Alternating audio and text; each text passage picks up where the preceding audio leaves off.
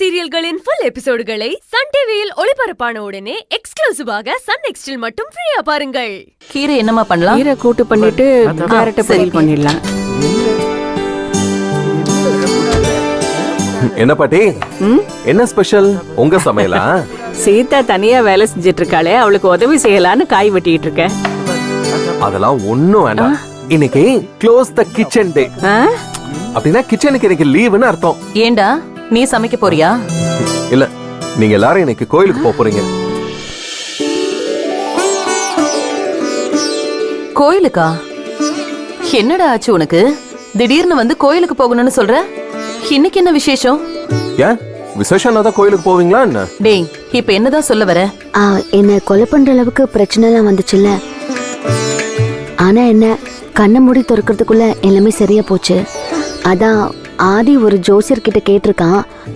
அவரு குடும்பமா போய் சாமிக்கு ஒரு தேங்க்ஸ் சொல்லிட்டு வர சொல்லிருக்காரு. அப்ப சரி, நீ ஆதியும் குழந்தைய எடுத்துக்கிட்டு போயிட்டு வந்துருங்க. அது தாத்தா, ஜோசியர் என்ன சொன்னார்னா, குடும்பத்துல இருக்கிற மூத்தவங்களா போய் சாமிக்கு அர்ச்சனை பண்ணா ரொம்ப நல்லதான். அதுவும் சம்பந்தப்பட்டவங்க போவேனான்னு முக்கியமா சொல்லிட்டாரு. சரி, லீவ் நாள்ல பாத்துக்கலாம்னு நினைச்சேன். ஆனா இப்ப போன் பண்ணி இப்பவே போய் பெருமாள் கோயில்ல அர்ச்சனை பண்ண சொல்லி இன்னைக்கு நாள் நல்லா இருக்குன்னு சொன்னாரு. டைம் ஏதாவது சொன்னாரடா? ஆமா சீதாமா, இப்பல இருந்து 2:30 மணிக்குள்ளயா. அதான் உடனே போற மாதிரி இருக்கு. நீங்க வேற சமையல பிஸியா இருக்கீங்களேன்னு யோசிச்சுட்டு இருந்தேன். அதுக்கு என்னடா, நறுக்குன காய்கறி எல்லாம் எடுத்து ஃப்ரிட்ஜ்ல வச்சுட்டா போச்சு. சம்பந்தப்பட்டவங்க தான் வர வேண்டாம்னு சொல்லிட்டாருல்ல. நீ பவி ஜானுக்குட்டி எல்லாம் இங்கே இருங்க, நாங்க போய் அர்ச்சனை பண்ணிட்டு வந்துடுறோம். சரி. ஆதி வந்தா எங்களை நல்லா பாத்துப்பான்னு நினைச்சேன்.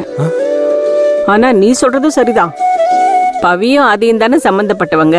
நான் அதை யோசிக்கல பாரு.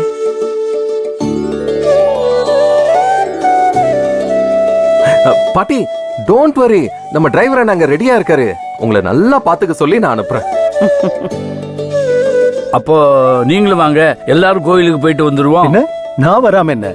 குழந்தைங்க நல்லா இருக்கணும்னா நம்ம என்ன வேணாலும் பண்ணலாம்.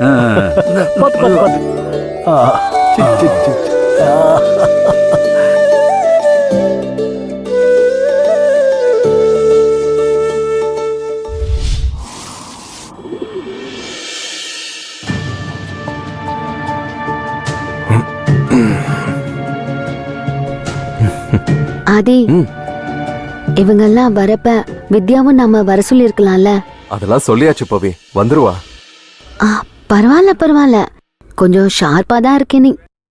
நீ வேற, அவங்கெல்லாம் கிளம்பி போற வரைக்கும் எனக்கு அல்லு விட்டுருச்சு. ஹாய் ஆதி. வா வித்யா, உட்கார். இப்பதான் உன்னை பத்தி பேசிட்டு இருந்தோம். 100 ஆயுசு உனக்கு. வேண்டாப்பா சாமி, ரொம்ப நாள் வாழ்றதை விட வாழும்போது நிம்மதியா வாழ்ந்தா போதும். ஆமா, எங்க ஒருத்தரையுமே காணோம்? எல்லாரையும் பேக் பண்ணி அனுப்பி விட்டாச்சு. பேக் பண்ணி அனுப்பியாச்சா? எங்க? கோவிலுக்கு தான். மகேஸ்வரி அக்காவுக்கு ட்ரீட்மெண்ட் தரது பத்தி யாருக்கும் தெரிய வேண்டாம்னு முடிவு பண்ணிருக்கோம். அக்கா இங்க வரப்போ எல்லாரும் இருந்தா 10,000 கேள்வி கேட்பாங்க. ஏன் பவி, நம்ம வீட்டுல உள்ளவங்க தானே, அவங்களுக்கு தெரிஞ்சா என்ன? அப்படி ஈஸியாலாம் அவங்க கிட்ட எல்லாத்தையும் சொல்லிட முடியாது. இப்ப நம்ம எடுக்கிற ரிஸ்க் ரொம்ப முக்கியமான ஒண்ணு வித்யா. அதுல போய் இவங்களெல்லாம் இன்வால்வ் பண்ணணும்னு வச்சுக்கோ, இவங்க பாட்டுக்கு வெள்ளந்தியா வேற யாருக்கிட்டே சொல்லுவாங்க. அப்புறம் அது அந்த ராஜசேகருக்கு போச்சுன்னு வச்சுக்கோ, எல்லாமே காலிதான்.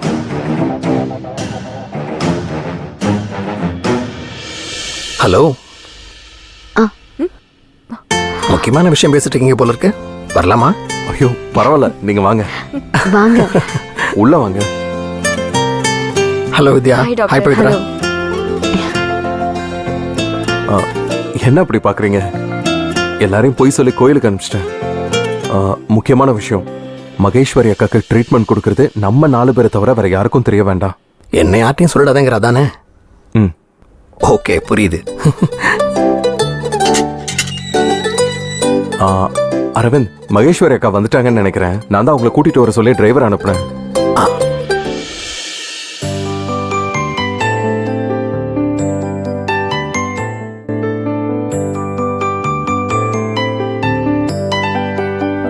வாங்கக்கா, எப்படி இருக்கீங்க? அக்கா வந்து உட்காருங்க. இருக்கட்டும்பா. அட வாங்கக்கா. வாங்க. ம். உட்காருங்க.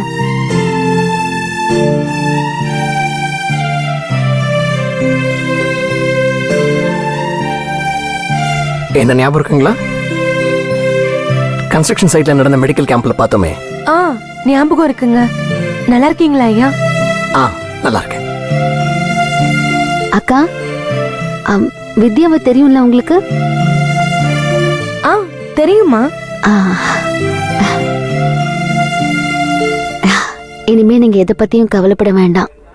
இவங்க 2 பேரும் தான் இனிமே உங்களை நல்லா பாத்துக்க போறாங்க. என்னையா?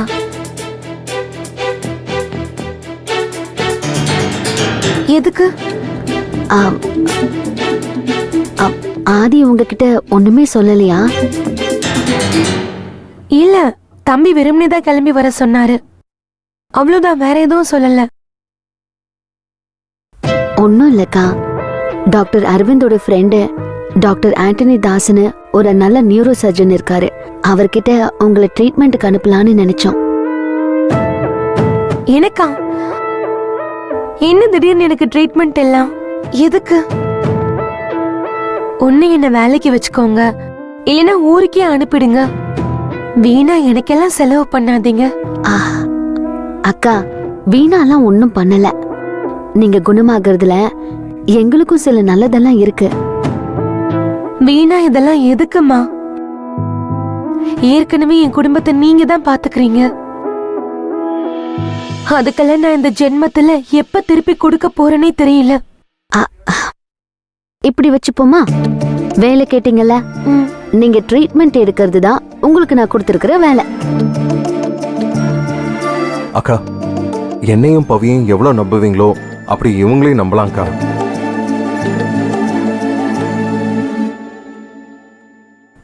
தம்பி,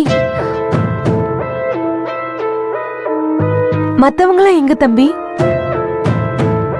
பெரியய்யா, தாத்தா, பாட்டி எல்லாம் நல்லா இருக்காங்கல்ல? அவங்க எல்லாரும் கோயிலுக்கு போயிருக்காங்க அக்கா. சரி பவி, அக்காவை அனுப்பிச்சிடலாம்ல? உனக்கு வேற ஏதாவது பேசணுமா என்ன? தம்பி, சீக்கிரமா பெரியய்யாலாம் வந்துருட்டுமே. நான் கையோட அவங்களையும் பார்த்துட்டு கிளம்புறேன். கிளம்புங்கன்னு சொல்றேன்ல, அப்புறமா அவங்க கிட்ட பேசிக்கலாம்.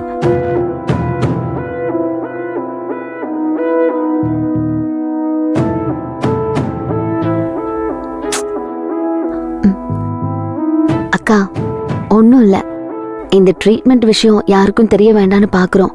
அதனாலதான் ஆதி சட்டுன்னு டென்ஷன் ஆயிட்டான். ட்ரீட்மெண்ட் எல்லாம் முடிஞ்சு நீங்க சரியான உடனே நேரா இங்கதான் வர போறீங்க. அப்ப நீங்க எல்லாரையும் பார்க்கலாம். அப்புறம் என்னக்கா? அப்புறம் நீங்க ட்ரீட்மெண்ட்ல இருக்கிறப்போ நானும் ஆதியோ உங்களை வந்து பார்க்கலாம் மாட்டோம். நமக்குள்ளேயே இந்த விஷயத்த ரகசியமா தான் வச்சிருக்கணும். தப்பா எடுத்துக்காதீங்கக்கா. வித்யா உங்களை நல்லா கவனிச்சுப்பா. எதுனாலும் நீங்க அவகிட்ட சொல்லிவிடுங்க.